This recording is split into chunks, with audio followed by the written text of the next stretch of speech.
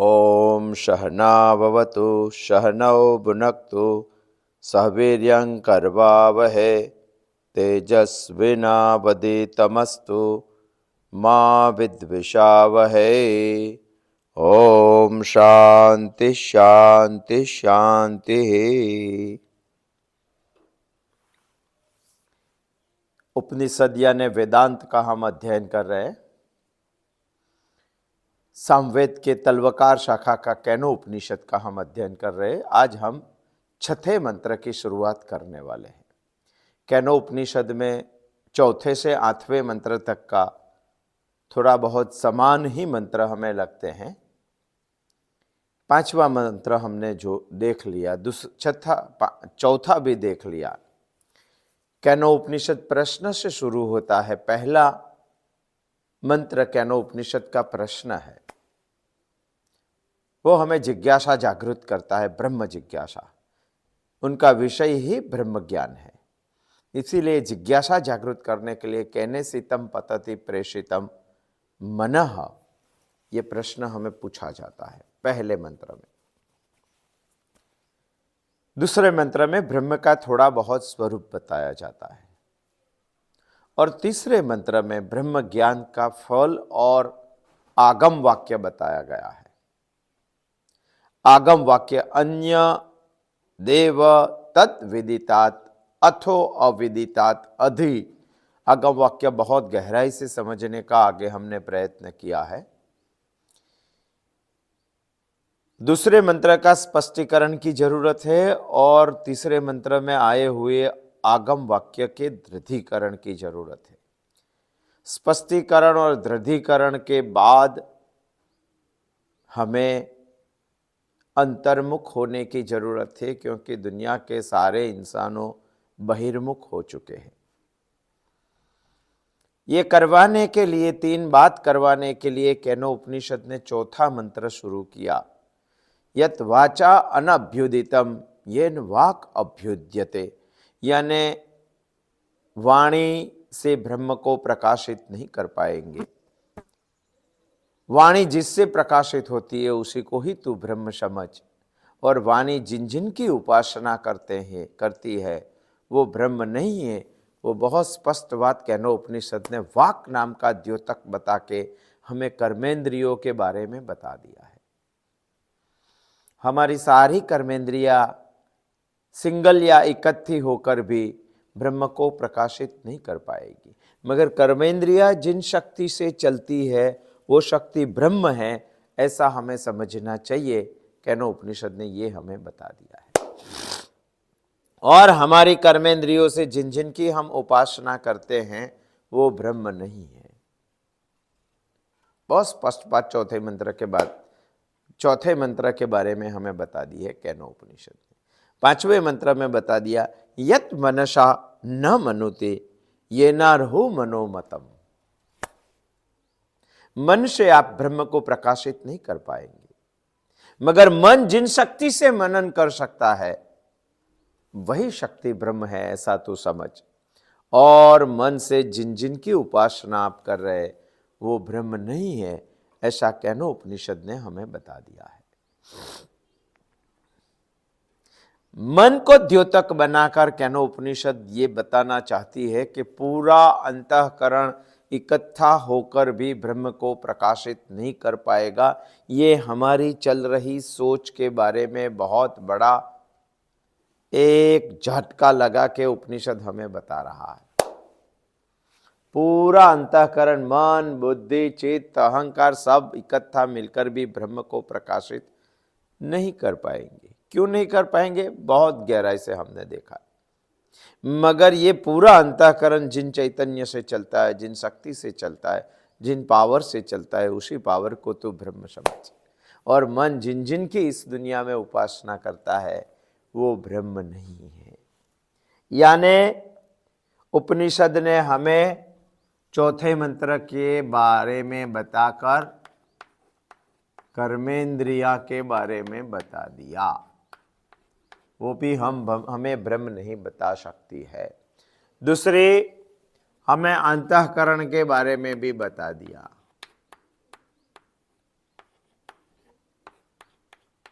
वो भी हमें ब्रह्म नहीं बता सकेगा। अभी तीसरी बात कैनो उपनिषद हमें छठे मंत्र के बारे में बात कर रहे हैं, और छठे मंत्र के बारे में बात करते हुए कैनो उपनिषद हमें बता रही है, यत् चक्षुषा न पश्यति ये न चक्षुषी पश्यति। यत् चक्षुषा, चक्षु की बात की है, चक्षु यानी जिसको हम आंख कहते हैं, इसके बारे में बात की है कैनो उपनिषद। यत् चक्षुषा न पश्यति ये न चक्षुषी पश्यति। यहां चक्षु का बहुवचन लिया है, सिर्फ चक्षु नहीं, हमारे अंतःकरण में देखने की जो वृत्ति निर्माण होती है उसको भी चक्षु कहते हैं, चक्षु वृत्ति। अब बहुत सारी वृत्तियां होती है, उसको संदर्भ में, उसको ध्यान में लेने के लिए कैनो उपनिषद ने यहाँ चक्षु का बहुवचन लिया है। यत् चक्षुषा न पश्यति, हमारी आंख ब्रह्म को देख सकती नहीं है, हमारी आंख हमें ब्रह्म बता सकती नहीं है, आंख में इतनी समर्थता नहीं है जो ब्रह्म को देख पाए। बहुत सोचने जैसी बात है। आंख को द्योतक बनाकर कैनो उपनिषद हमें यहां सभी ज्ञानेंद्रिय की बात कर रही है।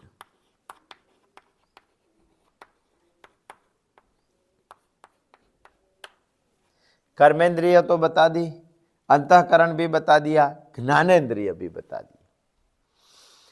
उपनिषद हमें बताना चाहती है कि हमारी सभी ज्ञानेंद्रियां मिलकर भी ब्रह्म को प्रकाशित नहीं कर पाएगी।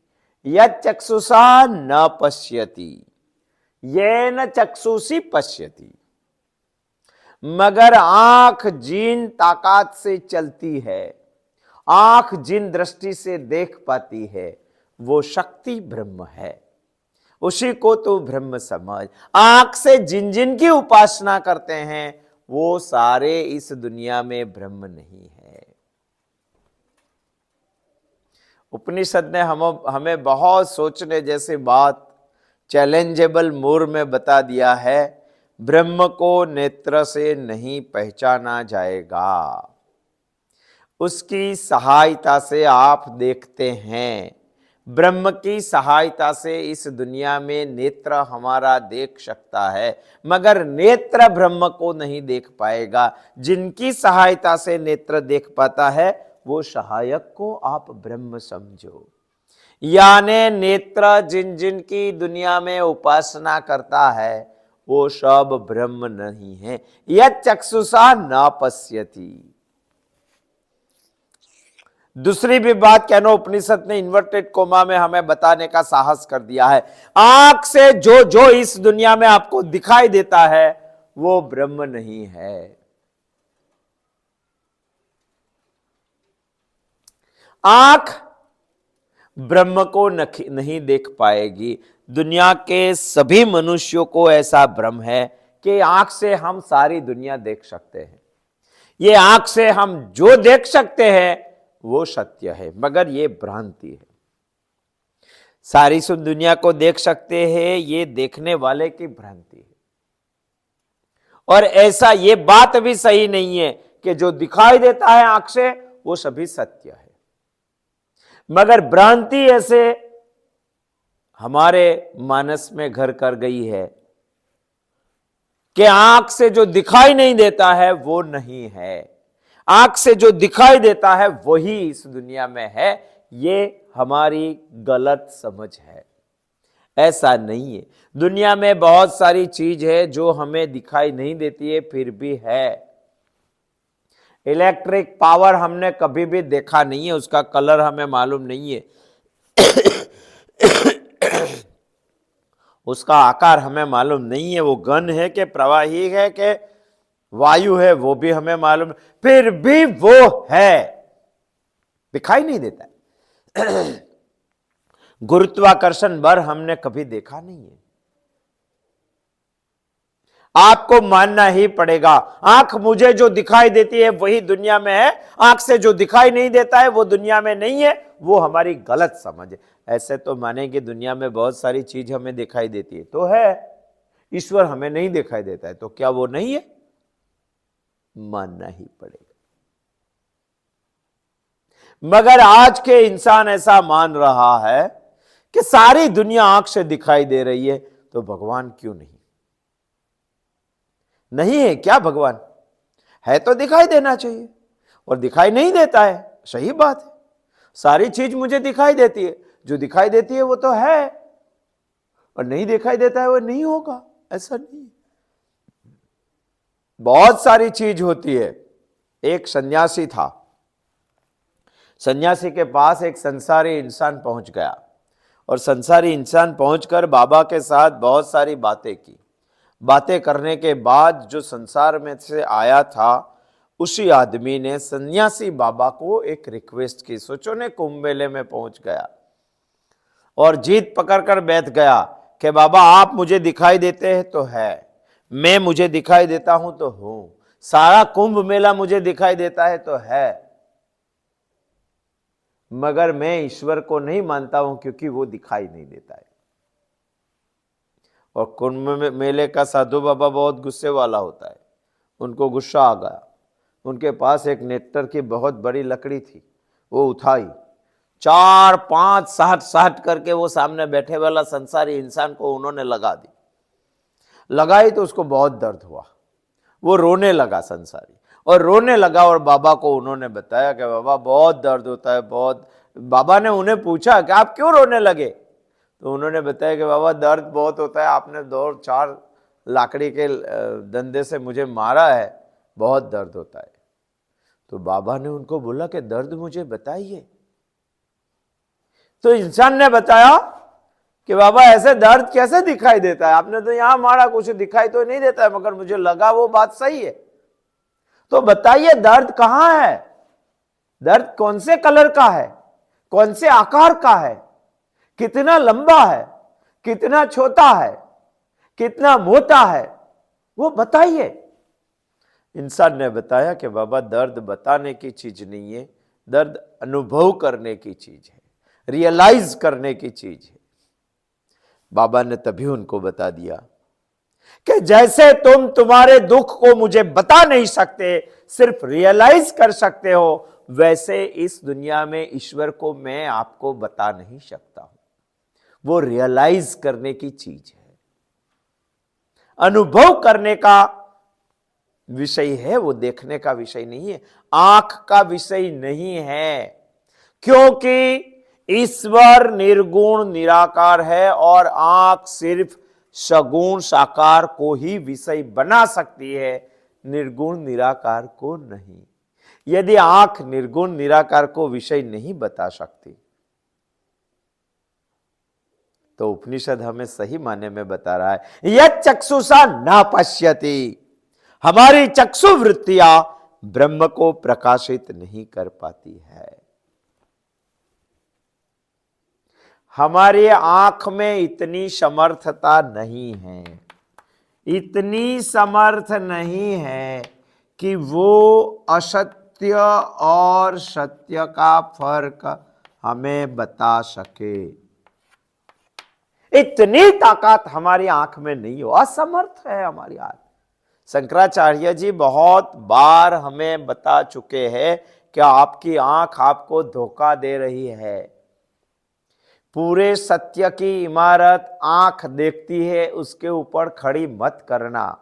बहुत सारी चीज है जो होती है वो आंख दिखाई नहीं देती है, दिखाती नहीं है, जो नहीं होती है वो भी आंख दिखाती है। आप कैसे मानेंगे आंख सत्य ही बताती है? उसमें दो तफावत आप नहीं कर पाएंगे। जो दुनिया का सत्य भी आंख नहीं बता सकती है, तो आंख ईश्वर को कैसे बता सकेगी? नहीं बता सकेगी। सही माने में उपनिषद ने बता दिया, यत् चक्षुषा न पश्यति। आप बताएंगे तो ऐसा कैसा है? आपको एक एग्जांपल देते हैं। जैसे आप बस में कहीं ट्रैवल्स कर रहे हैं, मुसाफरी कर रहे हैं, आपके बस पश्चिम से पूर्व की ओर जा रही है, आप बस में बैठे हैं, ग्लास वाली खिड़की के पास आपकी सीट है, आप खिड़की में से बाहर देख रहे हैं, 7 किलोमीटर प्रति घंटे की स्पीड से आपकी बस दौड़ रही है। दृष्टांत बराबर ध्यान से समझने का। आपकी बस पश्चिम से पूर्व की ओर जा रही है और ईस्ट से वेस्ट की ओर, पूर्व की ओर जा रही है। बस की राइट साइड की एक खिड़की पे आप बैठे हुए, ग्लास आपने थोड़ा खिसक दिया, खिसक कर ग्लास की खिड़की में से आपने बाहर देखा। बस 60 किलोमीटर प्रति घंटे की स्पीड से पूर्व की ओर दौड़ रही है। जब बस आपकी पूर्व की ओर दौड़ रही है और आपने खिड़की में से बाहर देखा, तभी बहुत सारे पेड़, बहुत सारे वृक्ष, बहुत सारे ट्रीज बगल वाले खेत में थे, आपकी बस से करीबन 800-900 किलोमीटर दूर, 800-900 मीटर दूर, 1 किलोमीटर दूर। आप जब बस में पश्चिम से पूर्व की ओर जा रहे हैं और खिड़की में से आपने बाहर पेड़ पौधों को देखा, तो सभी पेड़ घूमते घूमते, छाता की तरह घूमते घूमते पूर्व से पश्चिम की ओर दौड़ रहे, ऐसा लगता है। अभी बताओ सत्य चीज क्या है? आपकी आंख आपको दिखाई देती है, आपकी आंख आपको दिखाती है कि आपकी बस 7 किलोमीटर की स्पीड में पश्चिम से पूर्व की ओर दौड़ रही है। आपने खिड़की में बैठे हुए और खिड़की में बैठकर बाहर झांक रहे, तो पेड़ पौधे ऐसे गोर गोर घूमते घूमते पूर्व से पश्चिम की ओर दौड़ रहे।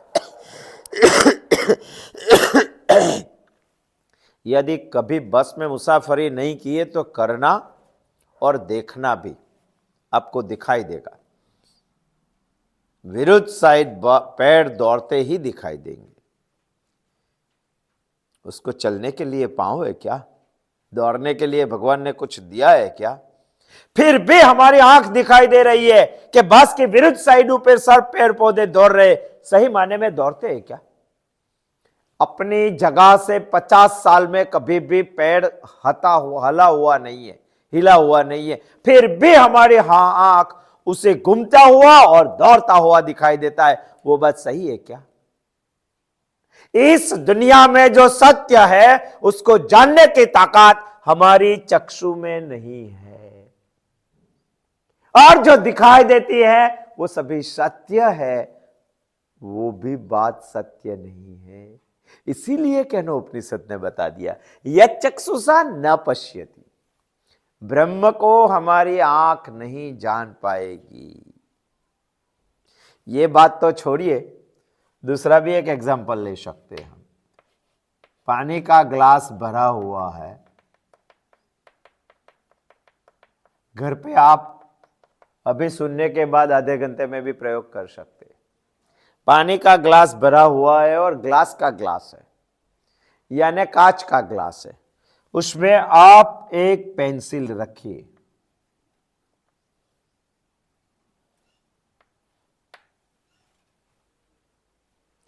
आप पेंसिल रखेंगे तो पानी के जगह से पेंसिल थोड़ी टेढ़ी हुई दिखाई देगी, और पानी से बाहर निकालेंगे तो पेंसिल एकदम सीधी है, और ग्लास में डालेंगे तो पानी के लेवल के नीचे से पेंसिल थोड़ी टेढ़ी दिखाई देगी। सही मानी में पेंसिल टेढ़ी है क्या?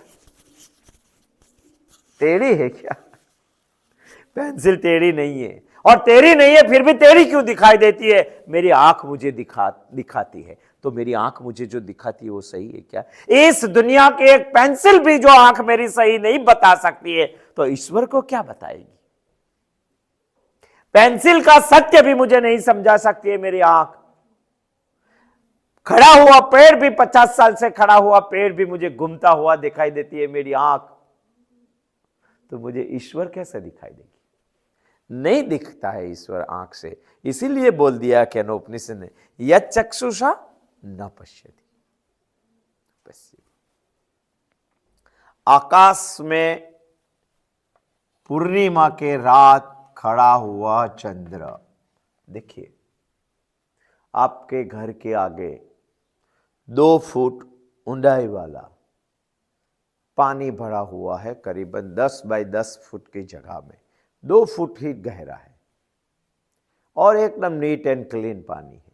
और आपके घर के आंगन में आप खड़े होके देखिए, पूर्णिमा के रात एक बहुत बड़ा सूर्य कड़ा से खिला हुआ चंद्रमा आकाश में दिखाई देता है। आप चेयर लेके आपके आंगन में बैठिए और पानी में झांकिए, आपको आकाश का चंद्र पानी में दिखाई देगा। पानी कितना गहरा है? 2 फुट गहरा है। 2 फुट गहरे पानी में चंद्र दिखता है। कितना गहरा दिखता है? किलोमीटरों तक गहरा दिखता है। वो चंद्र को देखेंगे तो सही माने में चंद्र किलोमीटरों तक गहरा है क्या? 2 ही फुट है। यदि चंद्र का प्रतिबिंब मेरी आंख सही माने में सही नहीं बता सकती है तो ईश्वर को क्या बताएगी? क्या बताएगी? यह चक्षुषा न पश्यति, सही बताया है क्या उपनिषद ने कि नहीं देख सकते। हमारी कोई भी ज्ञानेंद्रिया हमें सच्चा ज्ञान नहीं करवा सकती। यदि आपको बुखार आ गया, बुखार, आपकी जिह्वा रसेंद्रिय, ये भी एक ज्ञानेंद्रिय है। आपको बुखार, मुझे 3-4 दिन से आया था, मालूम है मुझे, अभी भी खाने का पसंद नहीं आता है, ओरिजिनल टेस्ट नहीं आता है, खाना भाता नहीं है। आपको शक्कर या गुड़ देंगे तभी जिह्वा उसको मीठा साबित कर देनी चाहिए, मगर जब भी बुखार आता है तभी वो बोलती है ये मीठा नहीं है। कहाँ गया टेस्ट?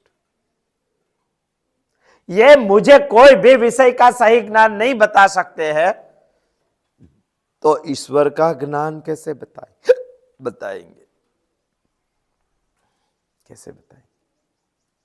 मेरी चक्षु इंद्रिया यानी मेरी ज्ञानेंद्रिया बहुत, सभी गलत बताते हैं ऐसा नहीं बताता हूं, मगर बहुत सारी बातें इस दुनिया में मुझे गलत तरीके से बता रहे हैं। बहुत सारी बातें इस दुनिया में मुझे भ्रांति की दृष्टि से बता रही है। और दुनिया का सभी इंसान ऐसा मानने लगेंगे कि मुझे आंख से दिखाई देगा तभी मैं मानूंगा कि भगवान है, और आंख से नहीं दिखाई देगा तो मैं मानूंगा कि इस दुनिया में ईश्वर नहीं है, इस दुनिया में परमात्मा नहीं है, इस दुनिया में ब्रह्म तत्व जैसा कोई नहीं है। ऐसा मानना ये दुनिया की बहुत बड़ी मूर्खामी वाली बात है। इसीलिए उपनिषद ने हमारी सबकी भ्रांति निकालने के लिए यह बात बता दिया, यह चक्षुषा न पश्यति, क्योंकि चक्षु हमें गलत बताती है, चक्षु हमें उल्टा बताती है, चक्षु हमें भ्रांत ज्ञान करवाती है। गलत ज्ञान होता है चक्षु से। हमारी सभी ज्ञानेंद्रियों से गलत ज्ञान हो सकता है, सभी ज्ञानेंद्रियों से उल्टा ज्ञान भी हो सकता है, भ्रांत ज्ञान भी हो सकता है आंख से। आप कैसे विश्वास करेंगे हमारी चक्षु इंद्रियों पर? और जिनके ऊपर आप विश्वास नहीं कर पाते हैं तो इनसे आप ईश्वर का दर्शन करने की अपेक्षा कैसे रखेंगे?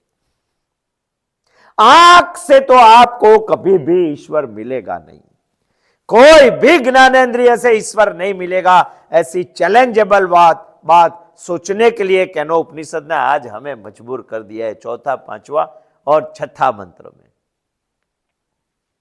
यह चक्षुषा न पश्यति, ये आंख से दिखाई देने वाली चीज ब्रह्म तत्व नहीं है। यह चक्षुषा न पश्यति, क्योंकि ब्रह्म चक्षु का विषय ही नहीं है।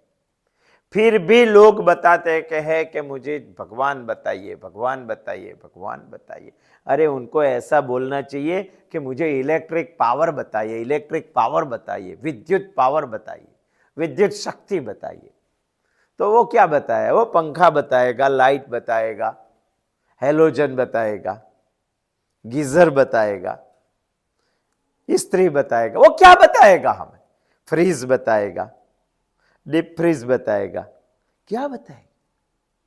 वो सब साधन बताएगा। विद्युत शक्ति बताने की किसी में भी ताकत नहीं है, आज तक किसी ने देखी नहीं। मगर जो दिखती नहीं है वो नहीं है, ऐसा मानेंगे आप क्या?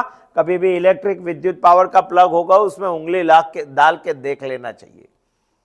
वो है, ईश्वर है, ब्रह्म है, परमात्मा है। दिखाई नहीं देता है तो ऐसा नहीं मानना चाहिए कि वो नहीं है। वो है, आपके साथ है, आपके पास है, आपके भीतर है। फिर भी मानना ही पड़ेगा, दिखाई नहीं देता है फिर भी।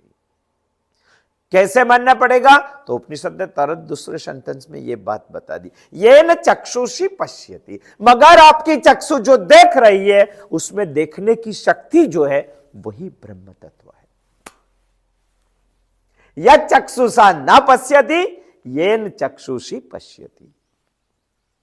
आंख से ब्रह्म को प्रकाशित नहीं करेंगे आप, नहीं कर पाएंगे आप, मगर आंख जिनको प्रकाशित करती है वो प्रकाश करने की जो शक्ति है वही ब्रह्म समझना चाहिए, उसी को ही ब्रह्म समाज। हमें सोचना चाहिए, सोचना चाहिए कि हमारी वाक इंद्रिय यत वाचा अनभ्युदितम येन वाक अभ्युद्यते। उपनिषद ने तो हमें ये पहले बता ही दिया चौथे मंत्र में। तभी हमने सोचा था कि हमारी वाणी ब्रह्म तक नहीं पहुंच सकती, मगर वाणी जो वदन होता है उसमें बोलने की जो ताकत होती है वो ब्रह्म है।